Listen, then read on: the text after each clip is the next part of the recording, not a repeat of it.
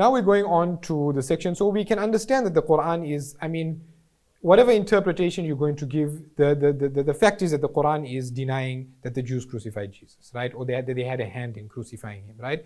There are many other explanations we can talk about, and we're going to discuss one or two. But we need to now be able to put this into context and understand that let's assume, for the sake of the Christian, that historians all agree that the crucifixion took place and there's evidence that it took place. So does this contradict the Quran? Again, what's the verse of the Quran? وَمَا قَتَلُوهُ وَمَا صَلَبُوهُ وَلَكِنْ شُبِّهَ لَهُم. They didn't kill him, nor did they crucify him, but the matter was confused. They were confused. So basically what the Quran is telling us is that although Jesus he wasn't crucified, but people believed he was crucified. So meaning the people around him, they felt that he was crucified. They went and told other people, and they told other people. And the historians who recorded what people were saying would have recorded that Jesus was crucified.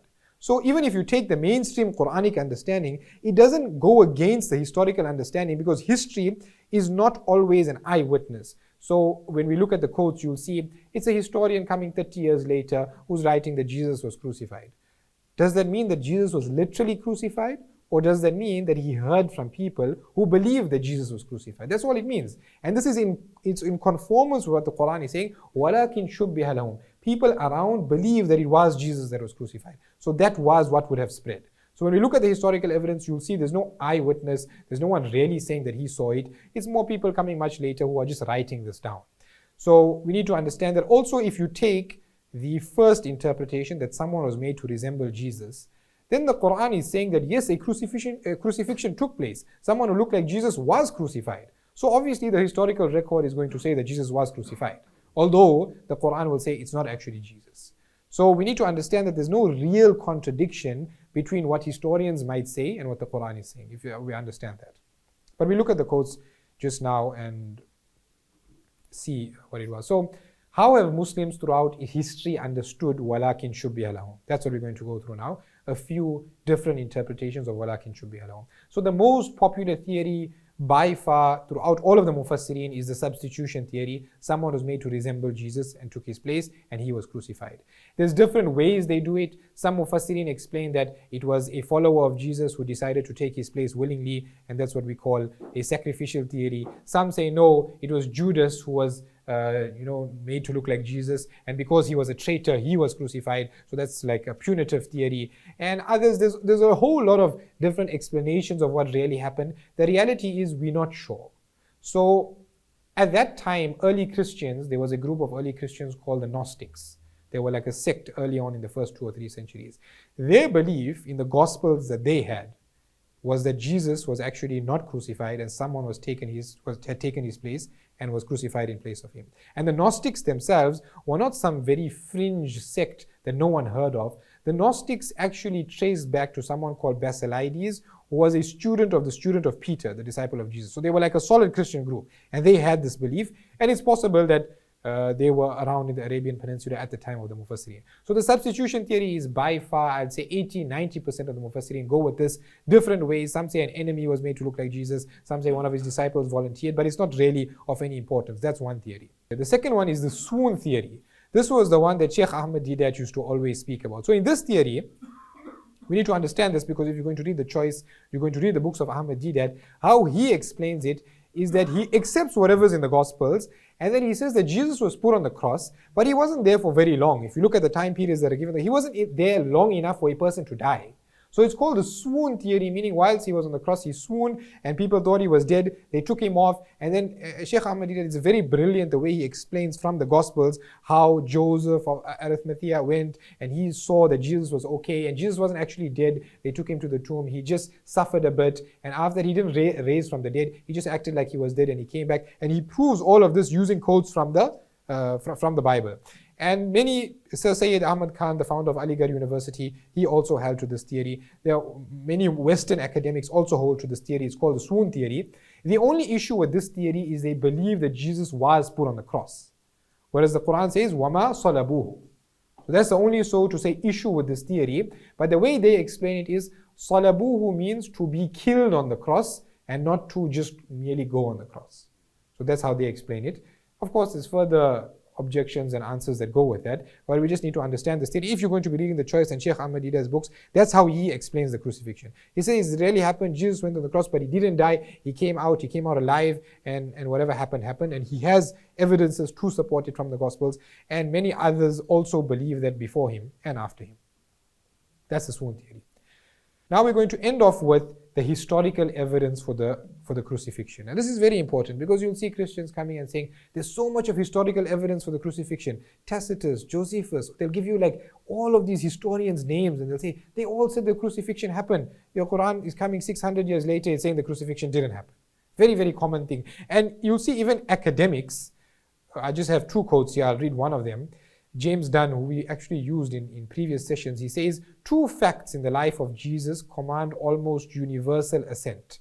Number one, baptism by John, and number two, death by crucifixion. They rank so high on the almost impossible to deny or to doubt or deny scale of historical facts. So you have they have these quotes ready at hand. When you talk to a Christian, he has these quotes. He's saying, see, this is not a Christian, secular historian telling you that you cannot deny the fact that the crucifixion took place. Now remember we said, if you take the swoon theory, you are accepting that the crucifixion took place. Even if you take the other theory, you're accepting that someone who looked like Jesus was crucified on the cross. So it doesn't go against any of this. But my point in this last few slides is to show that the historical record is not strong whatsoever. And it's a very grave misconception that many Christians have fallen into. If we have to look at the historical record for the crucifixion, it might help to start with the Old Testament. Did the Jews ever believe in a suffering Messiah? No. There's no record in the Old Testament of a suffering Messiah. Yes, there's Isaiah 53, which speaks of a suffering servant. It doesn't say he's the Messiah. And there's a lot of different interpretations to this. If you look in the book of Jeremiah, he understands this to be himself. So they're basically in the Old Testament, we don't want to go too much into detail. There's nothing that clearly predicts that the Messiah is going to suffer and be crucified. Let's just say be crucified. It's not there. If we look at the New Testament, this is basically the earliest sources that Christians will have for the fact that Jesus was crucified. But can we trust the New Testament as a source of history? We saw the contradictions. We saw how late it was written. We saw the manuscript record. We saw the fact of the canonization of choosing which books were which. You can't use this as historical evidence. So the New Testament itself and the fact that it was written by those Christians who believe that already rules it out because of bias. So that's not going to count as historical evidence. Let's look at what these historians actually said so you'll understand how weak the evidence is. And this is Celsus, who's writing. He was not a Christian. He didn't like Christians. He says, who has not heard the fable of Jesus' birth from a virgin or the stories of his crucifixion and resurrection? So this is when they'll tell you, see, Celsus spoke about the crucifixion of Jesus. He's actually mocking the crucifixion of Jesus as a non-Christian, but they won't tell you that. They'll tell you, no, see, Celsus quoted. He's mocking it. He doesn't even believe it. The historian from 165, Lucian of Samosata, same thing. And they say this man whom they worship, the man who was crucified in Palestine, did he witness it? Was he there? He just heard some stories and he wrote it down in his book. The man who was crucified, and he even calls him that crucified sophist. He's even against him. So these last two sources, they don't even accord with what the Christians themselves were saying. There's no real evidence here in these two. You can't tell me that these people writing 100 years later is evidence that Jesus was actually crucified. They just heard stories and they put it into their books. Now the two closest, now these ones are, the two that Christians will really hold on to. The first is of Tacitus. Again, he's writing about 80 years after the crucifixion. And he speaks about Christus, the founder of the name, had undergone the death penalty in the reign of Tiberius by the sentence of the procurator Pontius Pilate. So in his entire book of history, he just got one line there speaking about this man called Jesus who was crucified. About 80 years later. Of course, again, what is it? He wasn't an eyewitness. He wasn't living in the area. He just heard people saying that and he wrote it down. Does that count as evidence that Jesus himself was actually crucified? No, it doesn't. And the last one, which is what Christians always use, is the quote of Flavius Josephus. He was a trusted historian writing between 90 and 100. And in this passage, you must, because this is the one that they're always going to quote, he says that, just read this passage. Remember, Josephus is a Jew. He doesn't believe in Jesus. And you tell me if you think he wrote this passage. Now listen to what he says. Now there was about this time Jesus, a wise man, if it be lawful to call him a man, for he was a doer of wonderful works, a teacher of such men as received the truth with pleasure. And he carries on praising him and calling him godlike. So historians today have recognized that this passage in the book of Josephus is actually a forgery. It doesn't exist. It doesn't make sense because Jesus never accepted Christianity. He was always a Jew. He didn't like Christianity. And now he's saying, if it be lawful to call him a man about Jesus. If he did that, he would have obviously been a Christian, but he wasn't. So, and you can see in the manuscript record, not all of the manuscripts have this passage. So when they analyze the manuscript record as well, they see that although this is found in a few manuscripts, it's not found in all of the manuscripts. So this key, so to say, historical evidence for the crucifixion is actually a forgery. It doesn't exist. So when you look at the 4 earliest historical evidences for the crucifixion, which we have just gone through now, this is the so-called evidence, the overwhelming evidence that they're talking about are these 4 quotes, one of which is a forgery, and 3 others who didn't even live in the area, who just heard something about Jesus and wrote 1 line about him in his book. That's the overwhelming evidence they're talking about. So remember again that there is no historical consensus, there's no historical evidence that it happened. The most you can refer to is the New Testament, and we've seen the contradictions that occur there. So again, in conclusion, as I'll just say before we end off, is that these are the 4 main quotations they'll provide. Next time a Christian says that Celsus, Lucian, Tacitus, Josephus confirm the crucifixion, then just know they're talking about these 4 above quotes which we mentioned, which are either forged or uninvestigated claims based on hearsay. They are nothing that will really interest a historian. So just remember that, and that's what we're going to end off with, is that the crucifixion itself, even if there was good historical evidence, it doesn't contradict the Quran, but there isn't any solid historical evidence.